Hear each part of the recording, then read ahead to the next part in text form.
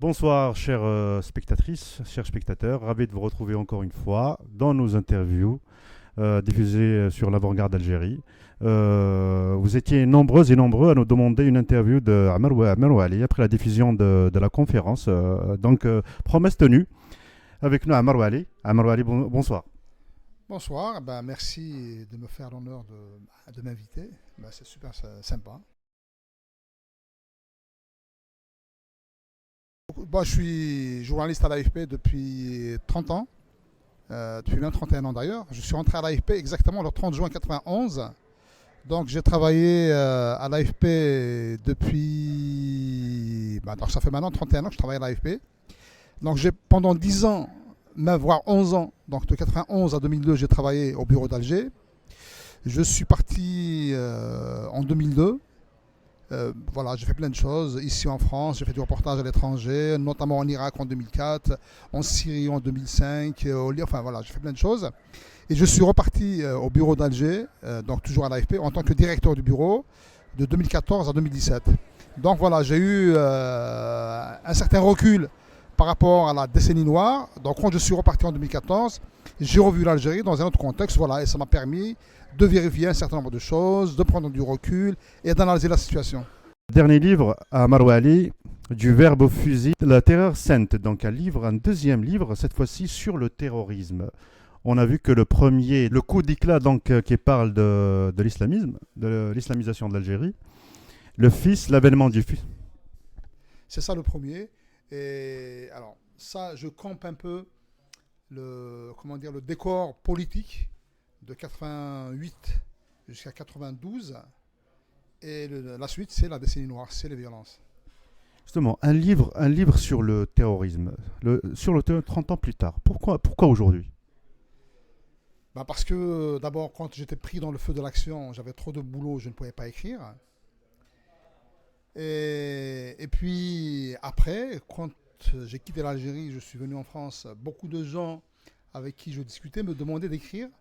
Alors tout de suite, ça ne m'avait pas vraiment tenté. Et après, je suis reparti retravailler en Algérie de 2014 à 2017.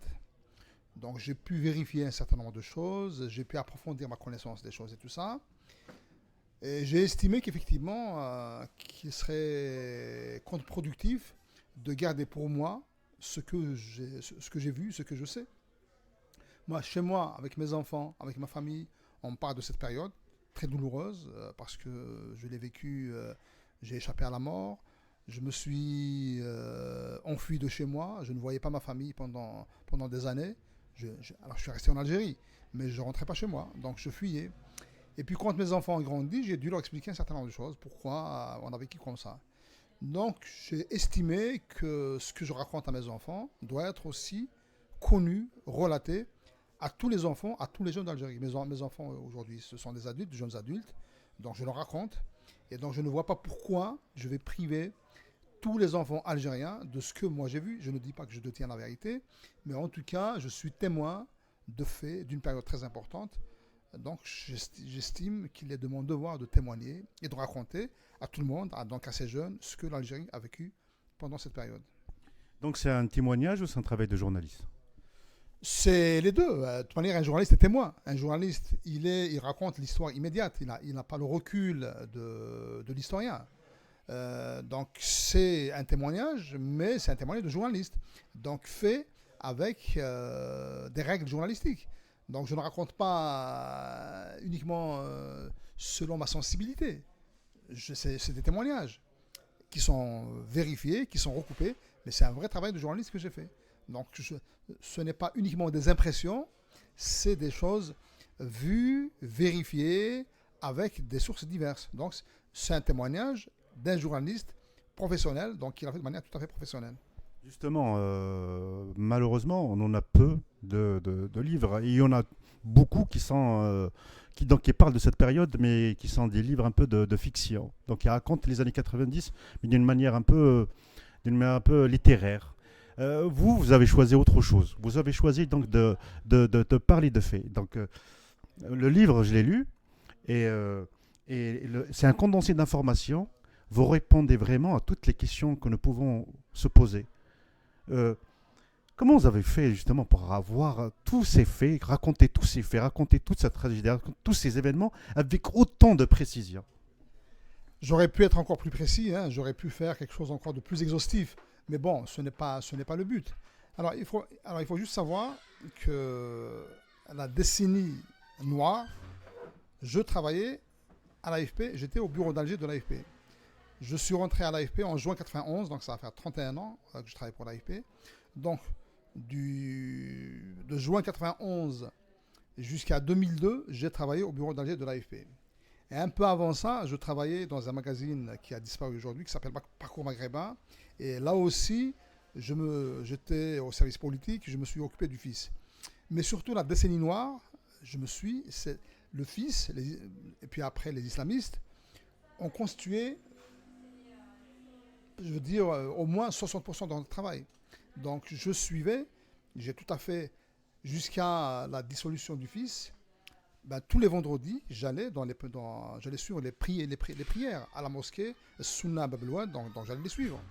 Donc quand les violences ont commencé, qu'on a arrêté les prières de rue et tout ça, j'ai gardé le contact avec les quartiers populaires. C'est d'ailleurs souvent beaucoup d'informations. Je les prenais dans les quartiers populaires. Alors à un moment, on recevait des fax à l'AFP, on recevait parfois du courrier. Et puis, il y a eu, dans les opérations des services de sécurité, on avait démantelé le réseau de fax. Alors, ce qui se passait, les tracts des islamistes étaient affichés dans les mosquées, dans les quartiers. Donc, il m'arrivait parfois d'aller dans les quartiers les plus durs à Alger, à Badjarrah, à la Cité de la Montagne, dans la Mitidja, pour voir les tracts qui étaient affichés. Et j'avais beaucoup d'informations. Alors, sans compter effectivement que même si le réseau fax a été démantelé à Alger, je recevais des fax, par exemple, qui étaient distribués à Londres. Je les recevais de la part d'amis, de collègues qui étaient à Londres, donc qui récupéraient ces tracts islamistes, notamment le bulletin Ansar, qui était édité par le GIA, et qui tous les vendredis listait les opérations qu'il avait commises et publiait, diffusait les fatwas qui étaient édictés par ces deux mouftis de l'époque, qui s'appellent Abu Qatada et Abu Hamza, donc qui ont vécu d'une manière tout à fait libre à Londres et qui ont été expulsés, qui ont eu des problèmes avec l'Angleterre quand il y a eu en 2005 les attentats à Londres. Donc voilà, donc moi ça a constitué. Donc j'avais énormément de documents que je recevais et puis j'étais informé, je travaillais, je couvrais. Moi les lieux, les attentats terroristes, je suis allé partout. Même les lieux les plus dangereux, je suis allé. La Mitidja, je suis allé dans la Mitidja, je suis allé à Médéa, je suis allé à Batna, je suis allé à Constantine, je suis allé à Mascara. Donc je me suis baladé un peu partout à travers le pays. Évidemment, nous sommes basés à Alger. C'est pas toujours simple de se déplacer dans l'intérieur du pays. Donc c'est pour ça que je restitue beaucoup plus d'informations sur Alger. Et puis même du point de vue des terroristes. Le terrorisme ne vaut que par les médias. Donc on fait des attentats là où il y a une résonance médiatique, là où les journaux peuvent en parler. Maintenant, quand on fait des attentats dans l'arrière-pays, où il n'y a pas de médias, où personne n'entend parler de ça, bon, c'est pas productif pour eux. Donc les groupes terroristes, c'est universel, ils ont besoin de la caisse de résonance que sont les médias, et c'est pour ça que l'essentiel des attentats sont concentrés effectivement autour d'Alger. Avant d'y aller dans le contenu du livre, on ne va pas tout dire évidemment parce que les gens, vous devez l'acheter et surtout vous devez le partager avec d'autres parce que je pense que c'est un livre qui doit être une référence. Donc pour ceux et celles qui n'ont pas vécu la période ou ceux et celles qui ont des interrogations peut-être jusqu'à aujourd'hui, ce livre il répond mais vraiment à toutes les questions qu'on peut se poser. Donc vous avez ouvert plusieurs guillemets. Est-ce que c'est le journaliste qui écrit ou c'est pour partager un contenu aussi sensible, aussi important avec d'autres? Non, j'ouvre des guillemets parce que je fais un travail de journaliste. Le travail de journaliste, ça consiste justement à donner la parole à des témoins, à donner la parole à des experts. Donc ce que moi j'ai fait, donc je donne la parole ou je reprends des propos qui ont été tenus. Ce qui est bien dans de mon point de vue, c'est que ces dernières années, des acteurs de premier plan, notamment du côté islamiste, ont commencé à s'exprimer, à révéler des choses qu'on ne connaissait pas. L'Aïada, par exemple, l'Aïada qui est le fondateur du GIA, c'est un mystère, on ne le connaissait pas. Donc il a fondé le GIA, Après, il s'est réfugié au Maroc, il est fui au Maroc, il s'est réfugié. Il a été extradé du Maroc, il a été détenu à Serkadji. Et un certain nombre d'opérations du GIA visaient justement à demander sa libération. Je rappelle la prise en otage d'un Airbus d'Air France sur l'aéroport d'Alger. Donc les preneurs d'otages avaient demandé la libération de l'Aïda. Je rappelle le kidnapping des moines, les moines de Tibhirine. Donc, donc le groupe qui a kidnappé les moines de Tibhirine a demandé la libération de l'Aïda. Donc c'est quand même un personnage important dans cette décennie. Et l'Aïda, donc, qui était dans le cadre de la réconciliation nationale, concorde civile, a retrouvé sa liberté. Il s'est exprimé, il a révélé un certain nombre d'informations qu'on ne connaissait pas avant. De la même manière, Madani Mzarag, qui était le chef de l'AIS, il s'est exprimé sur un certain nombre de choses. Donc voilà, je ne peux pas occulter ces acteurs. Et beaucoup d'autres se sont exprimés. Donc à la fois côté entre guillemets militaire du fils, il y a des politiques du fils qui se sont exprimés. Voilà, donc, et puis pendant les années 90, moi j'étais assidu, je suivais toutes les activités du fils, je les suivais. Je peux même dire que je n'ai jamais rompu le contact avec les messos islamistes. Donc j'ai toujours gardé le contact avec les avocats du fils. Je peux citer Ali Abdnour, paix à son âme, Mahmoud Khalili, qui est aussi décédé, paix à son âme, et d'autres, Brahim Taouti, qui est aujourd'hui réfugié à Genève, je peux citer Bachir Mishri, et d'autres. Donc j'ai gardé le contact avec eux, et quand il y avait des informations à diffuser, ben voilà, donc je prenais les informations qu'ils avaient à diffuser. Donc ce que Rabah Kibir diffusait depuis l'Allemagne, ce que Anwar Haddam diffusait depuis les États-Unis, je le suivais aussi. Donc tout ça, c'est de la matière que j'ai gardée, sur laquelle j'ai travaillé. Justement, à un moment donné, vous citez une déclaration de Wali Boumediene où il disait qu'il allait respecter, glorifier la religion islamique. Après cela, vous avez même dit qu'après cette déclaration, on a instauré le week-end musulman, donc jeudi et vendredi. Est-ce que pour vous, Boumediene il est le précurseur de l'islamisme ou l'un des précurseurs de l'islamisme en Algérie? Bah, je crois que c'est pas, je crois que c'est pas un secret, hein. Effectivement, on sait très bien que au début de l'indépendance, l'Algérie s'était alignée un petit peu sur l'URSS. À la fois, c'est normal parce que c'est les conditions socio-historiques de l'indépendance qui le voulaient. Donc la collectivisation, on n'avait pas de classe bourgeoise et tout ça, donc c'est le peuple qui a libéré le pays. Donc effectivement, l'Algérie était plutôt sur un modèle socialiste, le modèle incarné par l'URSS. Mais à partir d'un moment, effectivement, donc Boumediene voulait se défaire du soutien justement que les communistes algériens, les progressistes algériens, lui apportaient du fait qu'il s'inspirait un peu ou qu'il s'appuyait un peu sur le modèle soviétique. Et pour se défaire de ce soutien de la gauche algérienne, des progressistes algériens, donc il fallait envoyer des signaux pour dire que c'est fini avec vous. La ligne de miel avec vous est finie, je passe à autre chose. Et donc, il a commencé à donner des gages aux islamistes. Le premier gage, effectivement, c'est ce serment qu'il a prêté quand il a été élu en 1976. Et puis après, d'autres signaux sont venus. Donc la glorification de Ben Badis comme figure, comme référence pour l'idéologie du régime. Et puis le week-end universel, donc on passe du samedi-dimanche à l'époque, puis au jeudi-vendredi. Donc ça, effectivement, c'est quand même des signaux, c'est des gages qui étaient donnés aux islamistes, oui. Donc Boumediene, effectivement, je pense que le premier sillon de l'islamisme en Algérie a été tracé durant la période de Boumediene. Il n'y a pas de doute là-dessus. Vous avez raconté l'assassinat de Kamel Amzal, donc l'étudiant assassiné en 1982, donc du temps du Mia et Bouy Ali et consorts. Et à un moment donné, vous racontez même l'histoire du jugement de son assassin. Donc, Fathallah al-Assouli. Et vous dites qu'il a été condamné à 8 ans, mais il n'a fait que 3 ans. Il a été libéré Ensuite, elle a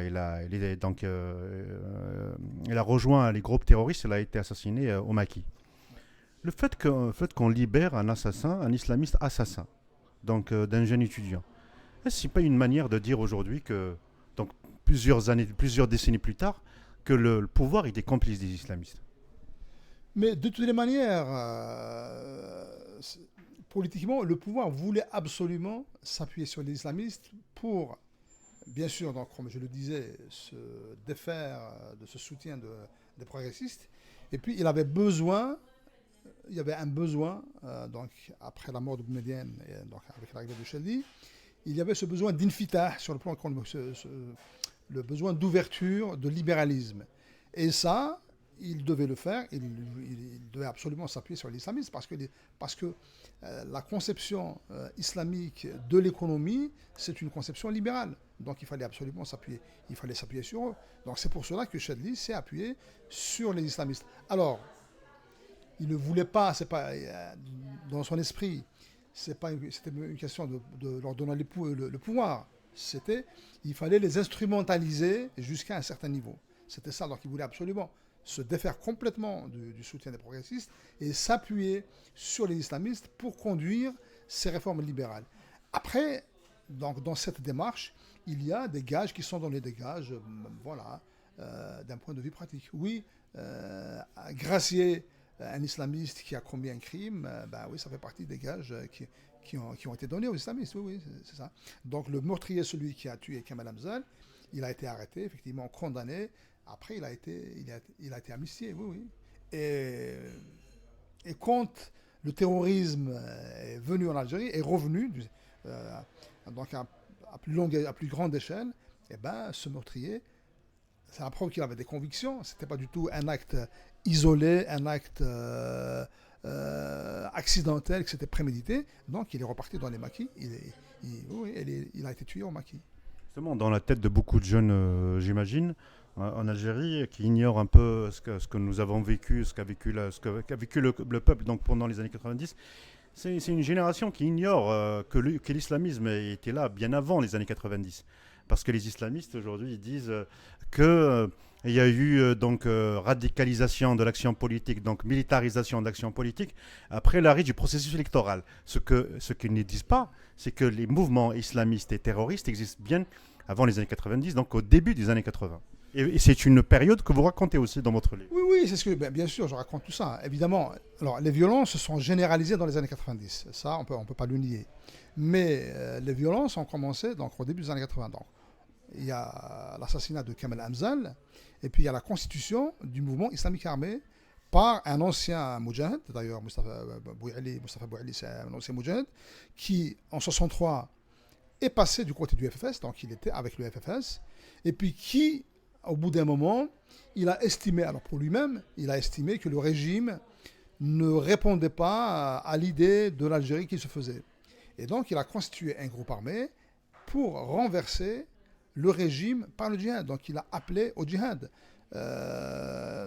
Donc quand il a constitué le MIA, donc il avait diffusé des tracts qui étaient écrits. Le mouvement islamique armé, avant qu'il devienne le mouvement islamique algérien. Alors c'était le mouvement islamique armé, ça s'appelait comme ça. À la création, ça s'appelait le mouvement islamique armé. Donc Al-Haraka al-Islamiyya al-Musallaha, ça s'appelait comme ça en arabe.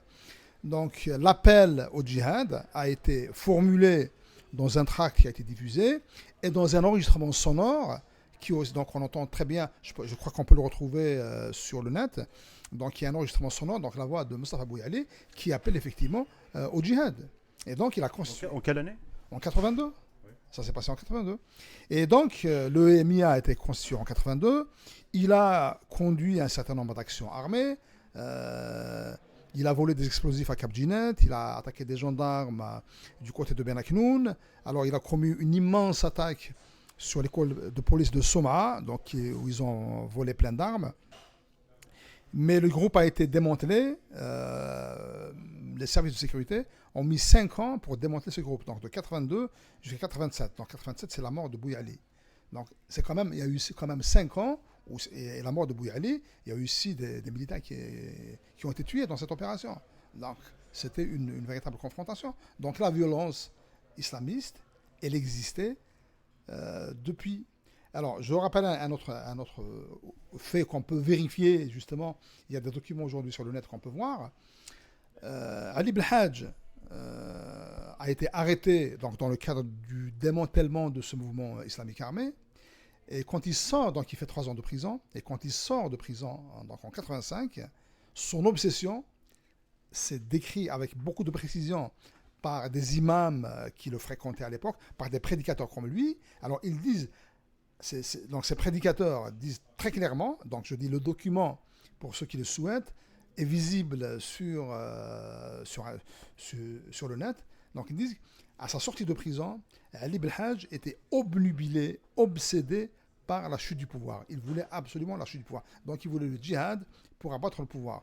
Et quand les événements de 88 sont arrivés, Ali Belhadj a tout fait, effectivement, pour envenimer la situation. Il était allé jusqu'à ignorer les appels à la raison de Sheikh Ahmed Sanoun, qui à l'époque était un peu pour les islamistes, était la référence la plus importante, était en même temps l'incarnation de la sagesse. Autant Ahmed Sanoun, Sheikh Sanoun avait fait en sorte que la situation se calme, autant Ali Belhadj a essayé d'envenimer la situation. Et d'ailleurs, la fusillade qui a eu lieu devant la DGSN à Bab el-Oued, c'est à la suite d'un sit-in que Ali Belhadj s'est obstiné à organiser, même si les autres prédicateurs étaient contre. Donc, cette violence, soit projetée, donc théorique ou réelle, elle existait déjà, bien sûr, avant l'interruption du processus électoral en 92. Justement, dans le livre, on retrouve plusieurs donc déclarations d'Ali Belhadj documentées, dont on ne révélera pas bien sûr le contenu, mais il y a certaines dans lesquelles il appelle, il encourage ou il soutient les actions terroristes. Qu'avez-vous à dire à ceux et celles qui, depuis maintenant, travaillent fait par les islamistes de travers leurs médias, de travers leurs... Ils sont qui disent que les islamistes étaient innocents et qu'ils n'ont rien fait. Dans Ali Belhadj, par exemple, beaucoup disent aujourd'hui qu'Ali Belhadj est innocent, il n'a jamais tué quelqu'un. Alors qu'il n'ait jamais tué quelqu'un lui-même, c'est une... je ne sais pas, oui, je pense que lui-même n'a pas commis du crime, sinon on l'aurait su. Mais sa responsabilité morale, politique est complètement engagée. Ali Belhadj lui-même, quand il était en prison, il a encouragé la lutte armée. Ali Belhadj, quand le président Zeloual le sort de prison et l'installe dans une résidence d'État pour favoriser le dialogue et l'appel à la cessation des violences, il a fait tout le contraire. Il a envoyé une lettre à Sherif Goussmi, qui à l'époque était le chef du GIA, lui disant « Si j'étais en liberté, je serais entreilli sous tes ordres ». Donc on ne peut pas venir me dire aujourd'hui qu'Ali Belhadj n'a pas encouragé la violence. Il a encouragé la violence. Et Ali Belhadj, il faut reprendre les articles qu'il écrivait dans le journal du fils El-Mounqidh. Il faut reprendre les prêches qu'il faisait. Moi, je connais les prêches. C'était des appels à la violence. Moi, je me souviens très très bien. En juin 90, donc il y a eu des élections locales, APC et APW, qui ont été remportées par le fils. Il a remporté 60% des APC et APW, sauf en Kabylie, alors, où le RCD avait raflé la mise. Alors, le FFS avait boycotté à l'époque. Donc c'est le RCD qui avait raflé la mise. Je crois qu'en Kabylie, qu'il avait gagné 1 ou 2 communes, c'est tout. Et Belhadj, donc les dirigeants du fils, sont venus dans la région où j'habite, à Intaya. Ils ont tenu un meeting. Et Ali Belhadj a dit clairement, maintenant nous allons mener le djihad en Kabylie qui n'a pas voté pour nous. Donc on ne peut pas venir me dire aujourd'hui qu'Ali Belhadj est innocent. Mais ça, aujourd'hui, il fait même l'éloge de la Kabylie.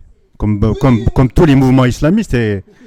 Comme tous les islamistes et leurs mouvements islamistes. Bien entendu, oui, c'est bien si Ali Belhadj a appris.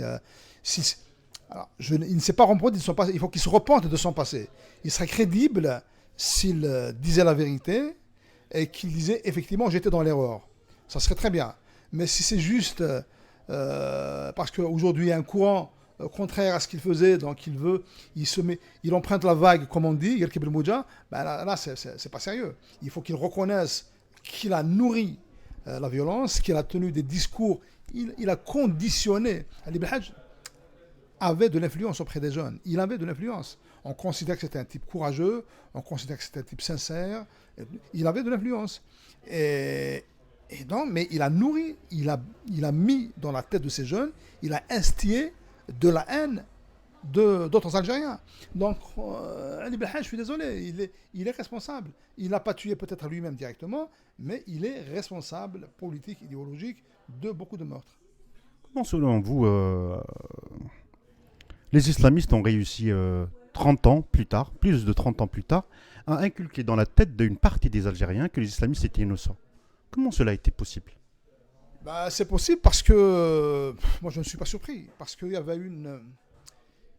avait une certaine censure médiatique qui finalement a fini par se retourner contre les gens qui ont manipulé la censure. Donc on n'a pas laissé la presse informer réellement. Alors pourquoi on n'a pas laissé la presse informer? C'est tout simple.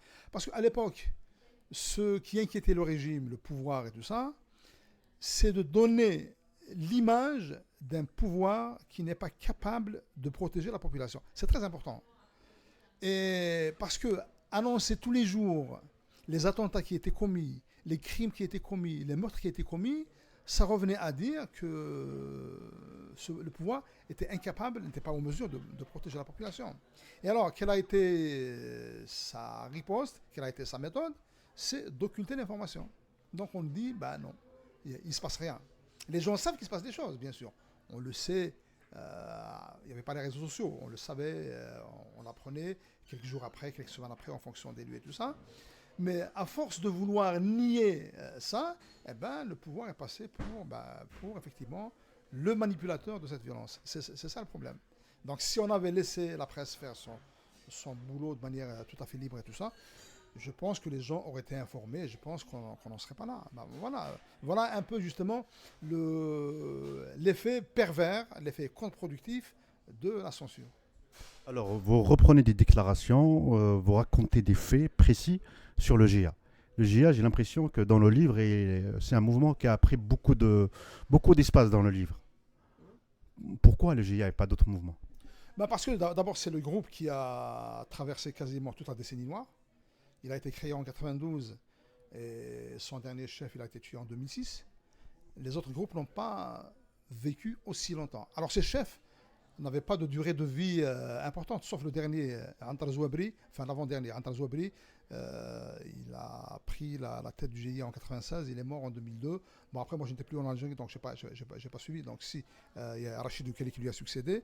Mais le GIA, donc, effectivement, par rapport aux autres, c'est d'abord celui qui a eu l'espérance de vie, entre guillemets, je dis espérance de vie, c'est cynique de dire espérance de vie, mais c'est lui qui a le plus duré sur la scène du crime en Algérie. Alors, l'AIS, elle a été créée un peu plus tard, mais l'AIS a rapidement négocié avec le pouvoir. Alors j'en parle, mais ils sont allés tout de suite négocier avec le pouvoir. Après, il y a d'autres groupes qui n'ont pas connu, qui n'ont pas vécu longtemps. Je parle par exemple de Barkouna al-Ahd. C'est un groupe qui a annoncé sa constitution tout à fait au début, donc dès 92, mais bon, on n'a pas vraiment connu. Alors il y a le MEI, le mouvement de l'État islamique, de Saïd Makhloufi, qui a quitté le MIA. C'est ça ce qui est, entre autres, intéressant dans votre livre, parce que vous décriviez les mouvements, vous donnez des noms, des dates, des faits précis, des négociations, le contenu des négociations, des conversations, et tout ça, les gens donc, qui liront le livre peuvent les retrouver. Mais par rapport au GIA, donc, vous racontez le mouvement depuis sa création. Vous parlez de ces différents leaders. Et pour vous, par exemple, qui est raconté aussi bien la tragédie du moine de Tibhérin, pour vous, il n'y a pas d'équivoque. Ce sont les islamistes du GIA. Donc, ce sont les terroristes du GIA qui les ont assassinés. Et vous allez donc dans l'antithèse qui a été répandue par les islamistes. Pour vous, le GIA, c'est un mouvement terroriste. Contrairement à ceux qui disent que c'est un mouvement créé par les militaires à l'époque. Donc pour vous, c'est un mouvement, donc c'est documenté, déclaration, recoupement d'informations. Vous l'expliquez. Et pour vous, donc, c'est les terroristes islamistes issus du mouvement, politiquement parlant, issus du mouvement du fils, qui sont derrière l'assassinat, donc le kidnapping et l'assassinat des moines de Tibhéri. On va être très clair. les gens du GIA, en bonne partie, ils étaient militants du FIS. Alors d'autres, effectivement, comme le FIS a été dissous en 92, d'autres sont arrivés, ils n'étaient pas militants du FIS. Mais les fondateurs du GIA, je parle notamment d'Abdelhak Nayada, étaient militants du FIS. Ça, je crois que c'est incontestable. Jamal Zitouni était militant du FIS. Chérif Goussmi était militant du FIS. Donc ça, je crois qu'il n'y a absolument pas de doute là-dessus. Il faut écouter ce que dit Abdelhak Nayada. Donc moi, je l'ai écouté, j'ai pris le temps de l'écouter. L'Ayada, il dit de manière très claire, il dit les gens du FIS nous ont encouragés à prendre les armes. C'est eux qui nous ont fait des fatwas, c'est eux qui nous ont poussés à prendre les armes. Nous avons pris les armes, nous avons combattu, mais nous avons été vaincus. Et quand on a été vaincus, donc ces dirigeants du FIS se sont retournés contre nous, pour nous traiter d'agents des services. Donc c'est quand même important. C'est l'Ayada qui le dit. Et l'Ayada, je crois qu'incontestablement, pendant qu'il était dans les maquis, ensuite il est allé quand même se réfugier au Maroc avec des politiques du FIS. Il n'était pas tout seul, il était avec des dirigeants du FIS. Justement, vous dites dans le livre qu'en Maroc, il roulait avec les véhicules du fils de Abbassi Madani. Quand il a fui au Maroc en 93, il s'est retrouvé au Maroc avec les enfants d'Abbassi Madani et d'autres dirigeants du FIS. Je crois que Rabah Kibir aussi est passé par le Maroc avant d'aller en Allemagne. Donc ça, à l'époque, il n'y avait absolument pas de doute. Donc les gens qui ont constitué le GIA sont des militants, pour une bonne partie, des militants du FIS qui après ont versé dans l'action armée. Ça, il n'y a pas de doute.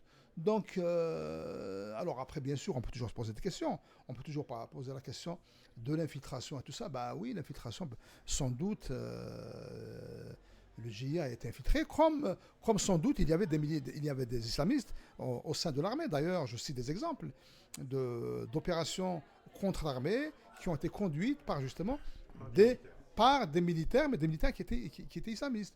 Donc, ça c'est deux choses. Dans un conflit, infiltrer le rang de l'ennemi, c'est normal, c'est une chose normale. Par contre, sur l'affaire des moines en particulier, bien sûr, je connais très très bien la thèse qui a été avancée sur une implication de l'armée algérienne. Alors cette supposée implication, elle se base sur quoi? Sur l'hypothèse que Jamal Zitouni ne serait pas un terroriste, mais serait un agent des renseignements qui est infiltré. C'est bien, moi je veux bien entendre ça. Il se trouve que les gens qui ont avancé cette thèse n'ont pas apporté le début de preuve qui serait ainsi. Moi je n'ai rien entendu. On ne m'a jamais dit quand il a été recruté, par qui, quel est son officier, je ne sais pas, qui lui commandait, on ne sait pas. On dit juste que c'est un agent du renseignement. Moi, par contre, j'ai pris le temps d'aller voir Jamal Zitouni. Donc, c'est un jeune du quartier de Bir Khadem, donc dans la banlieue d'Alger. Il n'était pas inconnu. Il n'était pas inconnu. Alors, même si... C'était pas un type brillant quand il était gamin, donc à l'école et tout ça. Mais en tout cas, il était connu comme militant du FIS. Il était connu à la mosquée qu'il fréquentait, donc on savait à peu près qui il était. Donc moi, je suis allé à Bir Khadem, j'ai vu des gens du Bir Khadem, je me suis renseigné, j'ai vu des gens de la mosquée qu'il fréquentait, j'ai rencontré une ancienne institutrice qui d'ailleurs après Bir Khadem est allée enseigner à Média, et puis j'ai écouté les témoignages de tous ceux qui ont parlé de Jamal Zitouni. C'est-à-dire, quand je parle de témoignages d'islamistes. Je parle de l'Aïada, je parle de Madani Mzarag, je parle de Ali Ben Hadjar. Ali Ben Hadjar était au GIA, il a quitté le GIA justement contre ce qu'il considérait comme étant des dérives de Jamal Zitouni. Ali Ben Hadjar, qui était lui-même au GIA, chef du GIA à Média, ne dit jamais que Jamal Zitouni est un agent des services. C'est lui qui l'a assassiné, non? Oui, bien sûr. Donc c'est lui qui l'a assassiné. Après, il a rejoint l'AIS avec Madani Mzarag. Il a bénéficié de l'amnistie. C'est important. Malheureusement, on n'en a pas tous ces détails. Oui, alors, en fait, ce qui s'est passé, donc, je rappelle. Donc, les moines ont été kidnappés en mars 96. Ils ont été exécutés donc, en mai, 2 mois après, donc sur ordre de Jamal Zitouni, je dis bien sur ordre de Jamal Zitouni, parce qu'il y a beaucoup d'islamistes qui le disent.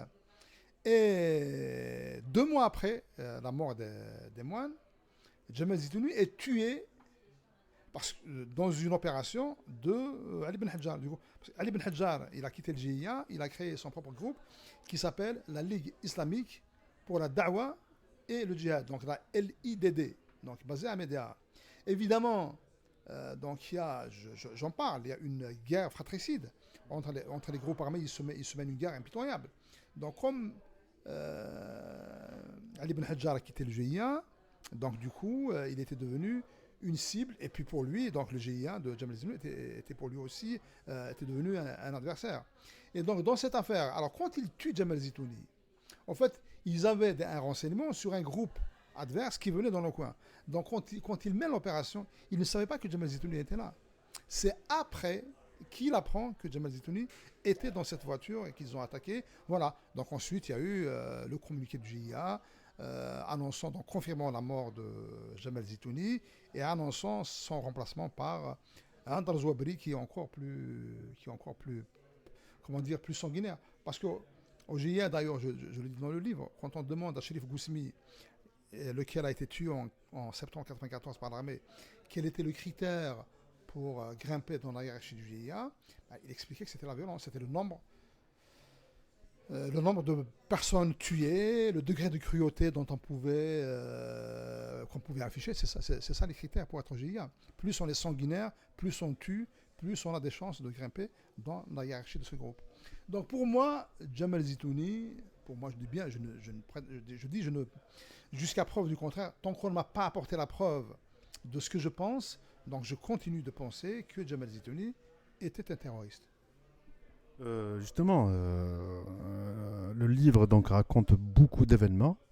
Peut-être une question que j'ai oublié de poser et qui sera certainement posée par les gens qui vont lire votre livre. Vous racontez cette période de 91, donc le début de l'élection locale, jusqu'en 2002.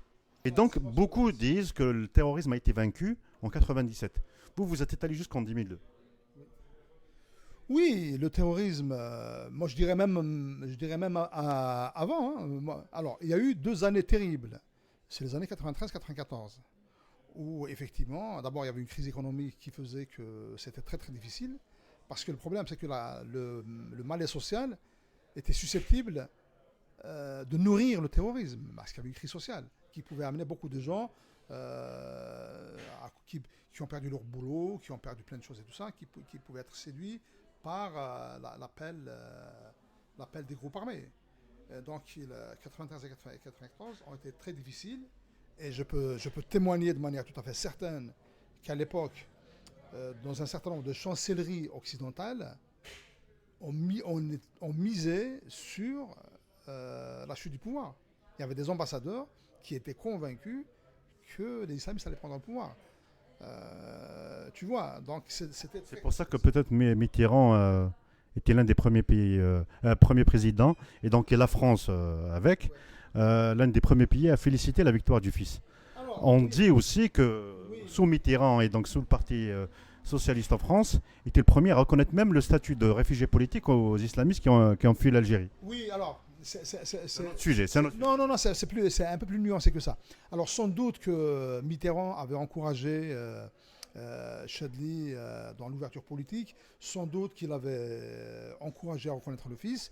Alors, Mitterrand a très vite changé de position, parce que quand il y a eu l'arrêt des élections, Mitterrand, il a pensé que Chadli a été démis de force. Alors, ça je le raconte dans le premier livre. Donc Mitterrand, il téléphone à 2 reprises à Chadli, et Chadli lui explique clairement qu'il est parti de lui-même, que ce n'était pas un coup de force. Donc après, et ça, comment il s'appelle, Jean-Louis Bianco, qui était secrétaire général de l'Élysée à l'époque, raconte lui-même dans une conférence à laquelle j'ai assisté au Sénat, ici à Paris, qu'après l'échange qu'il y a eu entre Mitterrand et Chadli, donc Mitterrand a compris, donc ce n'était pas le coup d'État qu'on lui avait présenté, et donc il a demandé à Jean-Louis Bianco de gérer la relation avec Alger, bon, donc plutôt de manière plutôt sereine. Maintenant, effectivement, la gauche qui était au pouvoir à ce moment-là, oui, les islamistes qui sont venus en France étaient accueillis, bénéficiaient plus facilement de l'asile politique. Alors, mais ça, Pourquoi, selon vous, un pays comme la France parce que avait accueilli, je dirais, et certains le racontent dans Flag, peut-être mieux accueilli que les progressistes et les démocrates, dont certains n'avaient même pas eu le visa, par exemple. oui, mais l'explication est très simple. L'explication, l'explication se trouve dans la Convention de Genève. Parce que la Convention de Genève, elle garantit la protection aux citoyens, aux ressortissants de pays supposés persécutés par le régime. Donc, qu'est-ce qui s'est passé? Comme effectivement, avec la décision de dissoudre le FIS et d'ouvrir des centres de sûreté pour y mettre des militants du FIS, donc on a considéré que les militants du FIS étaient persécutés par le pouvoir. Donc, ils étaient éligibles à l'asile politique. Par contre, les autres, ceux qui étaient menacés par les islamistes, on considérait qu'ils n'étaient pas menacés par le pouvoir. Les groupes d'opposition qui les menaçaient, qui les tuaient, c'était pas dans la Convention de Genève, c'était pas prévu dans la Convention de Genève. Donc il a fallu l'arrivée de Jean-Pierre Chevènement pour introduire une nouvelle disposition qu'on avait appelée asile territorial, qui maintenant s'appelle asile subsidiaire, pour justement commencer à donner l'asile politique aux Algériens qui étaient persécutés par les islamistes. C'est grâce à Chevènement. Avant cela, la Convention de Genève ne répondait pas à cette demande. Et d'ailleurs, et malheureusement, c'est cette disposition qui a fait que beaucoup de... Je suis triste de le dire, je suis désolé de le dire, mais je pense que beaucoup de gens se sont fait passer pour des opposants, persécutés par le régime, alors qu'ils ne l'étaient pas, en vue d'avoir les politiques. C'est triste de le dire, mais je pense que c'est ça. On parle de 200 000 personnes assassinées par les islamistes. Les associations qui défendent les disparitions forcées parlent donc de 20 000. Le pouvoir a reconnu 8 000. Ce ne sont pas que des chiffres, mais une terreur a été vécue. Malheureusement, tout cela n'a pas été enseigné dans l'école. Le pouvoir peut-être a refusé qu'il y ait débat sur la question pour que les générations futures tirent profit donc, de ces expériences pour ne pas les reproduire. Aujourd'hui, on voit des gens comme Ali Belhadj s'exprimer librement, même si de temps en temps il est interpellé. Mais au vu de ce que nous avons vécu, voir un type pareil donc, continuer à s'exprimer sur les réseaux sociaux, à prendre la parole. On voit Madani Mzalak, par exemple, consulté pour l'avant-dernière constitution, considéré comme personnalité publique. Pourquoi le pouvoir a décidé de tout ça? Madani Mzalak, c'est un cas particulier et très très intéressant. Il ne faut pas oublier. Je vais revenir pour Madani Mzalak. Je vais en parler tout de suite, puisque la question est posée, je vais en parler tout de suite. Alors, Madani Mzalak donc, a créé l'armée islamique du salut chez lui, dans le maquis de Jijel, avec des éléments qui étaient structurellement liés au FIS. C'est des gens qui étaient dans les bureaux des communes, dans les bureaux du Wilaya. En tout cas, c'était des gens qui, pour la plupart, avaient même des responsabilités au sein du FIS. Donc, c'est uniquement des gens du FIS qui ont constitué l'AIS. C'est des gens qui avaient vraiment des responsabilités au sein du parti. Madani Mzalak, après donc son groupe, donc l'AIS, négocie avec le pouvoir. C'est une vraie négociation. Ce n'est pas un dialogue juste comme ça autour d'un thé ou je ne sais pas trop quoi. Non, Madani Mzalak a mené de vraies négociations avec le pouvoir. Ces négociations ont abouti à des accords. Et pourquoi il a accepté la négociation? Parce qu'il était affaibli à l'époque? Ou c'est pour une autre raison? Mais de toutes les manières, tous les conflits finissent par des négociations. Alors, lequel avait intérêt à négocier à l'époque? Est-ce que c'était le pouvoir? C'est un vrai problème politique. Sans doute, l'un et l'autre avaient besoin de négocier. Il fallait en finir parce que l'AIS, ils ont compris qu'ils n'allaient pas prendre le pouvoir par les armes, ce n'était pas possible. Le projet de l'État islamique pour lequel il était en train de combattre, il a compris que ce n'était pas possible. Parce que, justement, on n'a pas fini d'en parler, parce que l'armée, après un moment, à partir de 1995, l'armée a commencé à reprendre l'initiative de l'action. Donc, bon, Madani Mzarag a compris qu'il ne pouvait pas, de toute manière, l'idée de l'État islamique était écartée. Donc, il avait tout intérêt à négocier, d'autant plus que la population qui a soutenu à un moment ce prétendu djihad a commencé à prendre ses distances. Parce que vous savez, une population, elle peut investir dans un mouvement politique. Elle le soutient matériellement, financièrement, il y a des efforts. Mais ces efforts, s'ils n'aboutissent pas, au bout d'un moment, la population se retire. Donc ce qui s'était passé effectivement, c'est que, oui, on ne va pas le nier, il y a des gens qui ont soutenu, une partie de la population qui a soutenu les islamistes. Mais comme il n'y a pas eu de retour sur investissement, c'est simple, il n'y a pas de retour sur investissement, la population, on avait assez de financer, de nourrir et tout ça sans perspective. Et donc cette population a commencé à se retirer. Alors il y a eu des réactions différentes. Donc l'AIS a préféré négocier et le GIA a engagé une fuite en avant dans le massacre. Donc c'est des réactions différentes. Donc Madani Mzarag a conduit une négociation avec le pouvoir et donc dans le résultat de la négociation, les gens du fils, donc les éléments du fils, pour certains d'entre eux, ont été, donc le résultat, ont été considérés comme des agents de l'État. Un agent de l'État, ça veut dire c'est un fonctionnaire. Et donc Madani Mzarag, il a obtenu dans la négociation le statut d'un agent de l'État. Donc il ne faut pas s'étonner qu'il soit reçu à la présidence. Alors, j'ai appris dans la foulée qu'il a un salaire de colonel de l'armée. Alors ça, je ne peux pas le certifier. J'ai entendu ça de très bonnes sources. Oui, alors quand il a, donc dans la négociation qu'ils ont conduite avec le pouvoir, donc dans cette reconnaissance du statut d'agent de l'État, il aurait été accordé à Madani Mzarag la retraite d'un officier supérieur de l'armée. Parce qu'il ne faut pas oublier que quand ils décident de déposer les armes, donc ils ont marqué une trêve des opérations, l'AIS s'est associé, s'est mise aux côtés de l'ANP pour combattre le GIA. Donc, c'est sans doute à cause de cette position, à cause de ces actions, qu'un certain nombre d'éléments de l'AIS ont eu le statut d'agent de l'État. Donc voilà, c'est ça qu'il faut comprendre. Alors, bien sûr, beaucoup de gens... C'est malheureux quand on voit aujourd'hui les militaires qui ont sacrifié leur vie, donc qui ont passé des années dans la lutte antiterroriste, se faire tabasser, marginaliser aujourd'hui, y compris les gardes communaux, un mouvement que j'ai suivi pendant plusieurs années. Donc des personnes comme cela engagées pendant la période et qui sont aujourd'hui marginalisées. Et il y a Madani Mzarag qui était un chef terroriste, qui est aujourd'hui à toutes les considérations, considéré comme personnalité politique, comme personnalité publique, consulté donc, pour l'avenir de l'Algérie. Pourquoi occulter pourquoi le pouvoir occulte justement l'histoire? Pourquoi le pouvoir finit par notamment les militaires, ont fini par tendre la main aux terroristes, aux islamistes, et ont marginalisé la société qui s'est battue pour la sauvegarde de la République, y compris les militaires, les gardes communaux, les policiers, les gendarmes qui étaient dans la lutte antiterroriste. Alors, je te rappelle que la loi sur la réconciliation nationale ne parle pas de terrorisme ni de rien du tout, on parle de tragédie nationale. Donc, on qualifie même les terroristes d'égarés. Oui. D'égarés. Oui. Ce qu'il faut se dire, c'est que ce qui nous est arrivé en 92, c'est quoi? C'est le signe le plus éclatant de l'échec du pouvoir.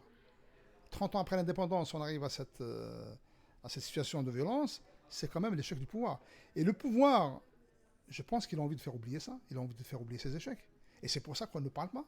C'est pour ça qu'il faut peut-être occulter. Mais faire oublier, ce n'est pas résoudre le problème. Non, ce n'est pas résoudre. Alors, il faut l'occulter dans un premier temps pour peut-être essayer d'aller vers autre chose.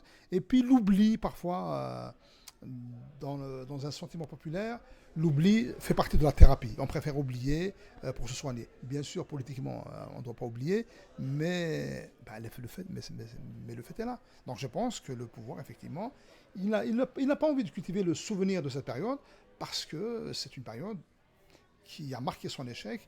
Et ça, il n'a pas envie de le reconnaître. Il a envie de l'occulter. Donc, on nous parle, c'est juste une tragédie nationale. c'est comme si c'était un accident de parcours qui nous était arrivé. Allez, bon, ben voilà, maintenant, on se remet debout, on part, on fait autre chose. C'est ça, là, de mon point de vue, l'attitude du pouvoir. C'est pour ça qu'aujourd'hui, on a une génération qui pense que les islamistes étaient victimes et que les terroristes étaient des services secrets déguisés, donc en islamistes. C'est un travail fait par les islamistes, par leurs chaînes, par les médias, par notamment ceux qui sont à l'étranger et qui ont occulté donc, cette histoire de l'Algérie. La raison pour laquelle nous nous retrouvons aujourd'hui hein, à la marge même de ce qu'a vécu l'Algérie et le peuple à l'époque. Bah non, mais clairement, donc je crois que du point de vue de la communication, le régime, de toute manière, il reconnaît, il reconnaît qu'il a très très mal communiqué. Et puis bon, en même temps, les médias, c'est un outil de guerre. Les médias, c'est pas, il faut pas, nous sommes journalistes, il ne faut pas l'occulter. L'utilisation des médias, c'est un outil de guerre.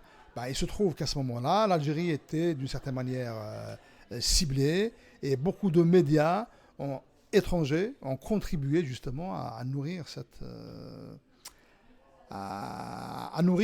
idée, cette hypothèse que le terrorisme, en fait, c'est une invention du régime. Donc le complotisme, on sait maintenant on découvre ce que c'est le complotisme. Donc le complotisme, l'Algérie l'a vécu dans les années 90.